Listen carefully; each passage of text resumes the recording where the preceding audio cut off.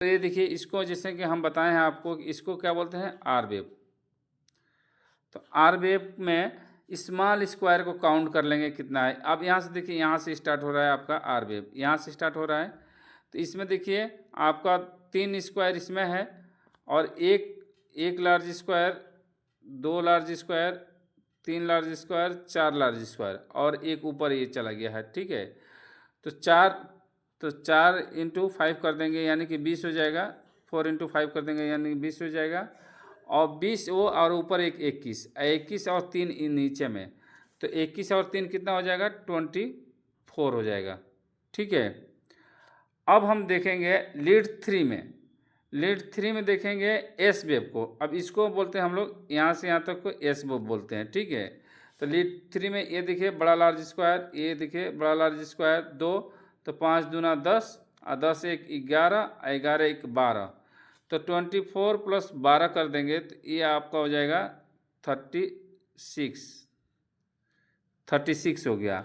और 36 हो गया, 36 mm हो गया। तो 36 mm हो गया, इसका मतलब कि ये आपका लेफ्ट वेंट्रिकुलर हाइपोट्रोफी हो गया। यदि 25 mm से ज़्यादा आ रहा है आर वेव लीड फर्स्ट में, और एस वेव लीड थ्री में 25 mm से ज़्यादा हो रहा है, तो वो लेफ्ट वेंट्रिकुलर हाइपोट्रोफी को शो करता है। अब ये देखिए, यहाँ पर दोनों को जब ऐड किए, आर वेव लीड फर्स्ट का और एस वेव लीड थ्री का, तो ये 36 mm आ रहा है। और हमको कितना mm से होना चाहिए, मैक्सिमम 25। और 25 से जब ज़्यादा हो गया, 36 हो गया, तो इसका मतलब ये है कि लेफ्ट वेंट्रिकुलर हाइपोट्रोफी है। अब नेक्स्ट हम आप बात करते हैं आपको कि अगर ए बी एल में, ये देखिए इसको क्या बोलते हैं, ए बी एल है। देखिए क्या है, ए बी एल है। अगर ए बी एल में 11 mm से ज़्यादा हो गया, तो क्या बोलेंगे उसको, लेफ्ट वेंट्रिकुलर हाइपोट्रोफी। अब देखते हैं कि 11 में हो रहा है कि नहीं हो रहा है। तो आप देखिए, यहाँ से ये शुरू हो रहा है आर वेव। ठीक है, ये आर वेव, एक बड़ा स्क्वायर, 2 बड़ा स्क्वायर, और 3 बड़ा स्क्वायर, और एक इसमें, यानी कि 5 तिहाई 15 और एक 16 mm हो रहा है। ये यहाँ से यहाँ तक का डिस्टेंस में 16 स्मॉल स्क्वायर हो रहा है। हमको कितना से ज़्यादा होने से आपको लेफ्ट वेंट्रिकुलर हाइपोट्रोफी बताता है, 11 mm से, यानी कि 11 छोटा स्क्वायर से ज़्यादा बनने पर आपको लेफ्ट वेंट्रिकुलर हाइपोट्रोफी होता है। जबकि यहाँ कितना हो जा रहा है, 16 हो जा रहा है। तो इसका मतलब क्या है, ये ग्राफ जो है और लेफ्ट वेंट्रिकुलर हाइपोट्रोफी का है।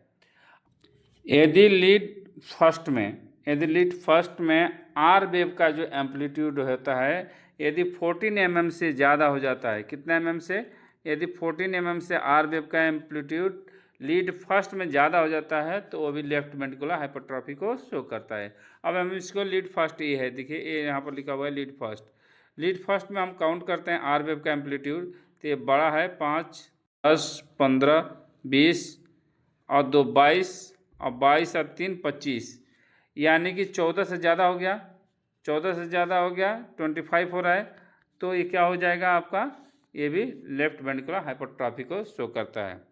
तो ये हो गया देखिए आपका V1 हो गया, और ये हो गया आपका V5, और ये हो गया V6। तो V5 या V6 दोनों में से एक ही लेंगे। तो V1 का एस वेव देखेंगे, V1 में एस वेव लिखते हैं, और V5 V6 में आर वेव लिखते हैं। तो ये काउंट करेंगे तो देखिए, एक आर बड़ा स्क्वायर, 2 बड़ा स्क्वायर, 3 बड़ा स्क्वायर, 4 बड़ा स्क्वायर, और ये 4। तो 4 से 5 में गुणा कर देंगे तो ये 20 हो गया। अब 20 एक यहाँ एक्स्ट्रा हो जा रहा है, और एक यहाँ एक्स्ट्रा हो जा रहा है, तो 20 तो 22 हो गया। तो एस वेव यहाँ पर कितना हो जाएगा, 22 हो गया। अब हम आर वेव देखेंगे, पहले हम V5 में देख लेते हैं। ये देखिए, यहाँ से V5 का आर वेव यहाँ से स्टार्ट हो रहा है। तो 1, 2, 3, 4, 5, तो 5, तो ये हो गया, ये भी 20 हो गया। तो आर वेव इक्वल टू हो गया 20, यानी टोटल कितना हो गया आपको, 42 हो गया। तो ये क्या हो गया, 35 से ग्रेटर देन हो गया, मतलब 35 से ज़्यादा हो गया। तो इसलिए क्या हो गया आपका, आपका लेफ्ट वेंट्रिकुलर हाइपरट्रॉफी हो गया। Thanks for watching.